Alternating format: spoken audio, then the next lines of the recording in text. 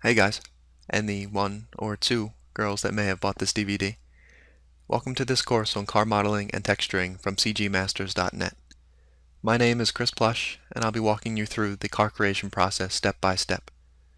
This DVD is formatted a lot differently than my last. I've taken into account a lot of feedback and decided the best approach for this one would be to cut out repetitive actions instead of time-lapsing everything and boring the hell out of you. I've also separated things into many chapters instead of having a few long chapters. This allows you to jump to specific information much easier instead of having to fast forward through a 2-hour long chapter to find one tiny bit of information that you need.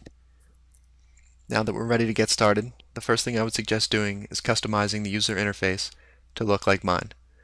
In my opinion, this is the optimal configuration for modeling and texturing. We have the image window on the right, the 3D view in the center, the properties window on the left, and the timeline stretching along the bottom. Another quick note, in the toolbar on the right side of the 3D view, which you can access by pressing the plus sign at the top, in the display section, we want to change the shading type to GLSL. This allows us to see materials and textures in real time in the 3D view. Also beneath that, enable Textured Solid.